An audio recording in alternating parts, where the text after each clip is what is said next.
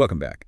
It's been pretty amazing, really, exploring this whole idea of the art of being human with, well, so many fascinating people. And now we get to kind of connect the dots. Yeah. See if there are any kind of surprising common threads running through all their stories and what we can all learn. Yeah. It is amazing how these very individual, very personal experiences, when you examine them together, actually reveal these kind of universal truths about, well, about what it means to be human, right? Absolutely. So for this deep dive, we're doing something a little different. We're taking those, big questions that kept popping up in all our conversations, kind of exploring how they play out in our guests' lives, and then tossing them back to you, our listeners, with a challenge. Something to ponder. Sounds fun. I'm ready. All right, great. So thread number 1. It really struck me how many guests, despite all their successes and achievements, were just so open about their struggles, their flaws, the messy parts of life. It just made me wonder, how can we, all of us, move beyond this pressure to be perfect, and actually find strength in our imperfections? That's such a good question. And it really challenges that whole toxic positivity thing we're bombarded with all the time these days. Like Alex, who, well, you remember his story, right? He saw his mother murdered when he was only 8 years old. And he really pushed back against that whole idea. He found strength not in denying the pain, but in accepting the full spectrum of human experience, the good and the bad. Right. And it wasn't just him. Remember Julie, the entrepreneur? I mean, she could have so easily presented this perfect image of success. But instead, she actually made her working class background and all her experiences as a single mother, well, kind of central to her brand. It's almost like she turned those weaknesses, those so-called weaknesses, into her unique selling proposition. It's like that Japanese art, kintsugi, where they repair broken pottery with gold. Like they highlight the imperfections and make it even more beautiful, even more valuable. Exactly. I love that. It's not about pretending those broken parts don't exist. It's about, integrating them, even celebrating them. And, Lise, who, as you know, carries a lot of trauma from that childhood accident, she realized something similar. She actually discovered that acknowledging her vulnerabilities was key to her healing journey. So it's like embracing imperfection isn't just some business strategy or something. It's a way to grow as a person, to become more resilient. Right. Which brings us to you, the listener. What flaw have you been trying to hide, to downplay? How might, owning it, even highlighting it, change your approach to your work, your relationships, even your sense of self? It's definitely something to think about. Okay. So thread number 2. This one came up in a really unexpected way. Darren, who lost his sight when he was just 15 months old, he shared this perspective that, I know, it really shifted my thinking. He talked about this unblind your mind philosophy, like how our dependence on technology and sight can actually, limit us. He told this amazing story about getting lost in Bristol and having to rely on the kindness of strangers to find his way around. It made him realize that relying so much on GPS and all these visual cues can actually make our basic communication skills worse. And it even affects our ability to connect with people. It's true. We're so focused on what's right in front of us, on our screens, on our phones, that we forget to look up and actually engage with the world around us. And that got me thinking, how do all our assumptions about the world and how it works actually limit us? What can we learn from those who experience it differently? That's a great point. How often do we just take our senses for granted? And how often do we assume that the way we experience things is the right way, the only way? Exactly. So here's a challenge for you. Spend just 15 minutes today navigating your world with one sense deliberately limited. Maybe wear a blindfold or earplugs or whatever you feel comfortable with, but pay attention to how it shifts your perspective, what new things you become aware of, and maybe even what strengths you discover within yourself. You might be surprised. Yeah. It's a simple exercise, but it can be pretty insightful. All right. So thread number 3. This one's deeply personal and honestly sometimes difficult to talk about, but it came up again and again in our conversations. Trauma. We heard from guests who had experienced profound loss, violence, accidents, and each of them was grappling with how to reframe those experiences, not as something that defines them, but as, a source of growth, a source of resilience. Right.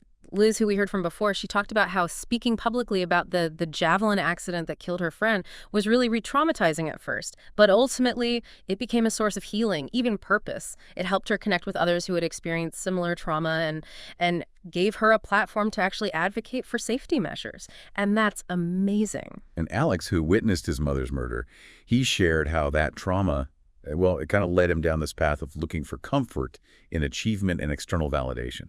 But eventually it pushed him towards like deeper self-discovery and a more authentic life, one where he could finally confront his pain and find meaning in helping others. It's pretty powerful stuff. What's so striking is how both Liz and Alex, they found a way to transform their pain into purpose. It's a powerful reminder that even when things are darkest, there's still potential for growth, for transformation. Right. So the question for you is, reflect on a challenging experience in your own life. Sure. What did you learn? How did it change you?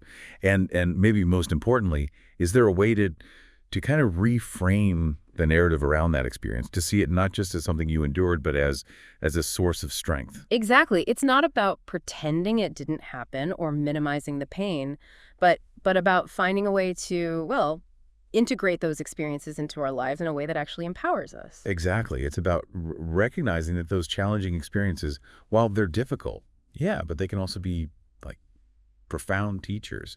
They shape our perspectives and reveal our inner strength.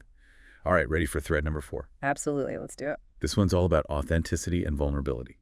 It might seem counterintuitive, especially in a world that's so obsessed with projecting this image of perfection, But so many of our guests found that being open about their struggles, their fears, their imperfections was actually the key to deeper connection and a more fulfilling life, too.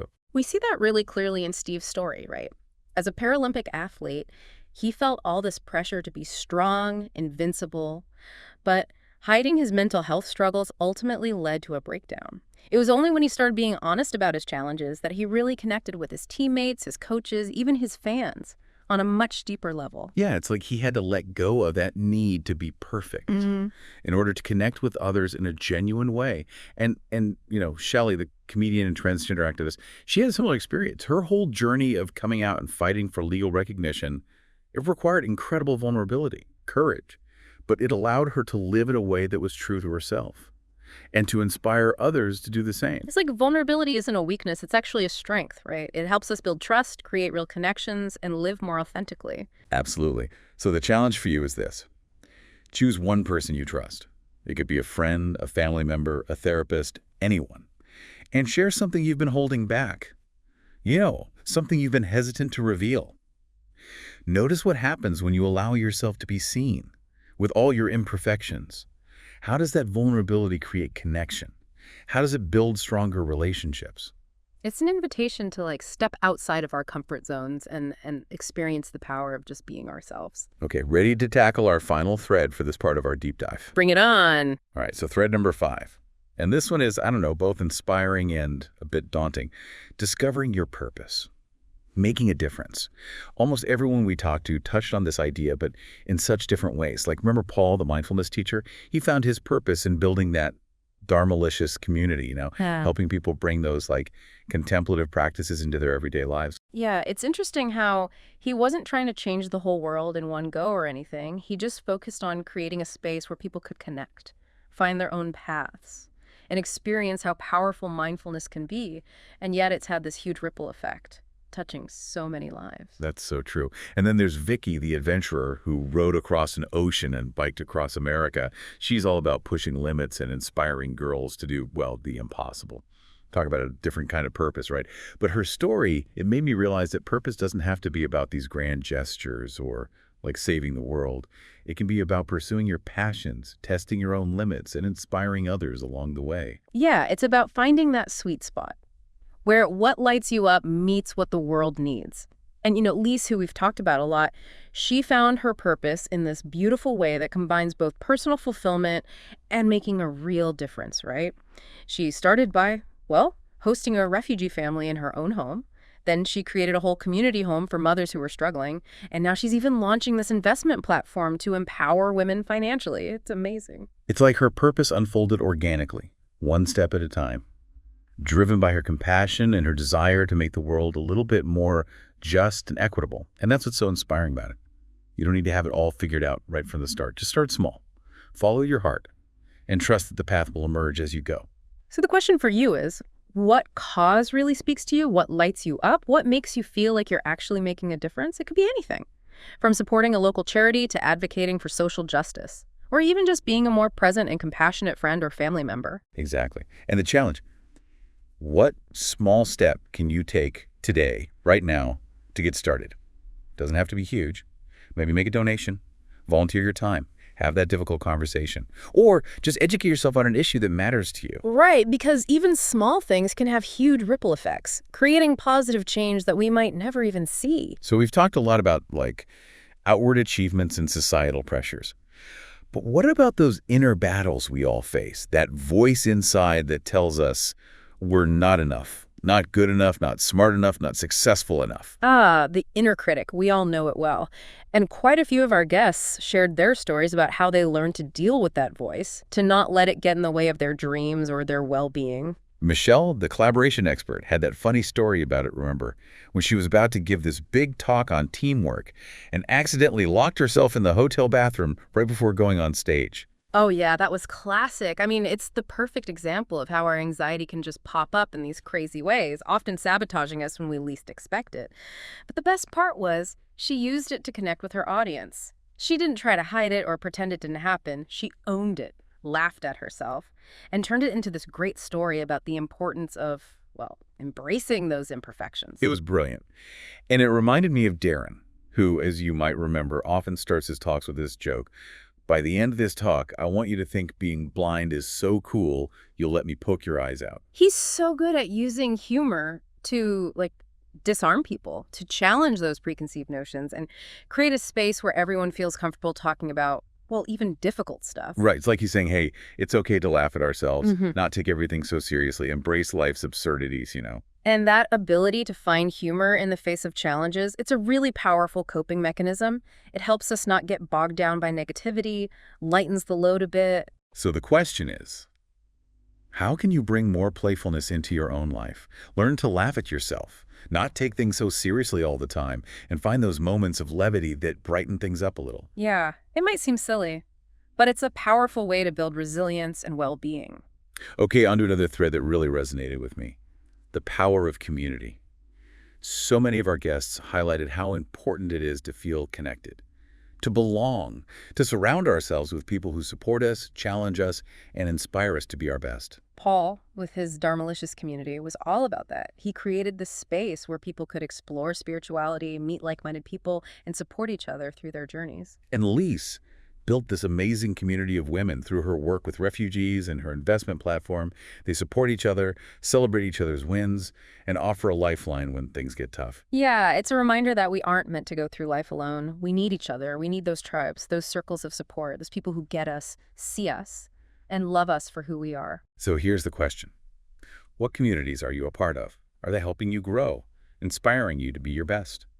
And if not, what kind of community could you create or seek out? It's an invitation to tap into the power of connection and find those spaces where you feel seen, heard, and supported for who you truly are. All right, let's talk about something else that came up a lot. The comparison trap. It's just so easy to get caught up comparing ourselves to others and end up feeling like we're not good enough, not successful enough, not happy enough. Julie, the entrepreneur, had this great insight about that. She said, there are tons of personal trainers out there, right? But so many of us don't actually take their advice because we're constantly bombarded with images of perfection that just feel impossible to reach. Right. It's like we're comparing our behind-the-scenes struggles to everyone else's highlight reel, which sets us up to feel inadequate from the get-go. And this links back to what Alex was saying about toxic positivity. We're so busy trying to present this perfect image that we forget to acknowledge the struggles, the setbacks, the messy reality of being human. So the challenge, what would it take to step out of that comparison trap, to embrace your own unique journey? Maybe it's about unfollowing those accounts that trigger feelings of, inadequacy. Or maybe it's about celebrating your own progress, no matter how small. It's about recognizing that your journey is valid, no matter how it compares to someone else's. And it can also help to reframe how we see those people we tend to compare ourselves to. Instead of seeing them as competition, what if we saw them as inspiration? Yeah. What if we focused on what we can learn from them, how they can motivate us to, become better versions of ourselves? That's a good point. It's about shifting our mindset from scarcity to abundance, from competing to collaborating. Exactly. And another way to deal with that comparison trap is to focus on gratitude. When we're appreciating what we have, it's a lot harder to get caught up in what we're missing. All right, ready for another thread? This one might feel a bit uncomfortable, Mm. but it's incredibly important. Facing our fears. I mean, our fears, they can be so powerful, right? Holding us back from going after our dreams, taking risks, just living a truly fulfilling life, you know? But what if facing those fears, those things that make us want to hide or just run away, what if that's actually the key to unlocking our potential? It's definitely a thing that keeps popping up. Vicky, our adventure living guest, she's a master at this, right? I mean, she went from being totally terrified of water to rowing across an ocean. And then she tackled that fear of failure head on by trying to bike across America. And she even talked about a moment during that ocean row where she felt so overwhelmed, so scared, that she actually thought about jumping into the water, the very thing she was most afraid of. But instead of giving in, she found a way to kind of manage her fear, Right. tap into that inner strength and just keep going. It's like it reminds us that courage, it's not about not being afraid, it's about feeling that fear and moving forward anyway. And it's not always about these huge adventures either. Sometimes facing our fears just means having that tough conversation, Yeah. setting a boundary, or even just saying no to something that doesn't sit right with us. It's about recognizing that those uncomfortable moments, those situations that make us want to, I don't know, shrink back, those are often the very things that can help us grow the most. So the challenge for you is this. What fear has been holding you back? What would it look like to, I don't know, even take a tiny step towards facing that fear? It doesn't have to be a huge leap or anything. Maybe just acknowledge it. Talk about it with someone you trust or come up with a plan to deal with it. Yeah, exactly. Even the smallest act of courage can create this ripple effect, leading Right. to greater confidence, resilience, and a sense of empowerment. Speaking of empowerment, something else that came up a lot in our conversations was the importance of self-belief. That unshakable faith in ourselves, our abilities, our Yeah. worth, it's so important. Yeah. A lot of our guests talked about dealing with self-doubt, that inner critic that can be so loud and so persistent. But they also shared how they learned to, well, cultivate self-belief, to quiet those negative voices, and to tap into their own strength. Steve, the Paralympic athlete, he talked about how his drive for perfection and his unwillingness to show any vulnerability, it actually chipped away at his self-belief. It was only when he allowed himself to be seen, flaws and all, that he found real strength and a much deeper sense of self-worth. And Lizzie, who went through so much in her life, she learned to change her narrative, to see those setbacks not as failures, but as chances to grow and learn. She also talked about how important it is to set boundaries, to say no to things that just drained her energy so she could focus on what truly mattered. Right, because self-care isn't selfish. It's essential. It's about honoring our own needs, setting healthy boundaries, and just recognizing that we deserve to be treated with kindness and respect by ourselves and by others. So the challenge for you, what would it look like to prioritize your well-being? What boundaries could you set, to protect your energy and allow you to really be your best self? And maybe most importantly, how can you cultivate more self-compassion, treating yourself with the same kindness and understanding that you would offer a close friend? Think about that. It's an invitation to nurture that relationship with yourself, to be your own advocate, your own cheerleader, and to recognize that you are inherently worthy, just as you are. Another thing that really stood out to me was how many of our guests talked about the importance of embracing change, being open to reinvention. It's so easy to get stuck in a rut, right? Clinging to those familiar identities and patterns, even when they're not working for us anymore. But our guests, they showed us that growth often comes from leaving our comfort zones, from being willing to let go of what we know and embrace the unknown. That's where the magic happens. Julie, the entrepreneur, she's a perfect example, right? She went from being a fitness entrepreneur to championing neurodiversity in the workplace. And it just goes to show that we're not defined by our past experiences or our current labels. We have the power to rewrite our stories and create new chapters. It's pretty amazing. And Vicky, the adventurer, she's another great example. I mean, she went from being a self-proclaimed couch potato to rowing across an ocean and cycling across a continent. Her story shows us that transformation is possible, even if it happens gradually, one little step at a time. So here's the question for you. What part of yourself are you ready to reinvent? What new skill would you like to learn? What dream have you been putting off? What would it look like to embrace the unknown and step into a new version of yourself? Just think about it. It's an invitation to explore all the possibilities, to realize that we're not limited by our past or our current circumstances. We can always choose to grow and evolve. It's been an incredible journey, exploring the art of being human with so many inspiring people. And, as we wrap up this deep dive, it's clear that there's no one right way to be human, right? It's about accepting our complexities, our imperfections, and our shared humanity. It's about finding our own paths, connecting with others, and making a difference in the world in whatever way feels, I don't know, authentic and meaningful to us. That's the beauty of it. So as you head back out into the world, carry these stories with you. Let them inspire you to be a little bit kinder to yourself, to connect with others, to speak your truth, and to live a life that feels, well, true to your values and your deepest aspirations. And remember, the journey of being human, it's ongoing, right? It's a constant process of learning, growing, and transforming. So don't be afraid to embrace it. So keep exploring, keep questioning, keep connecting, and until next time.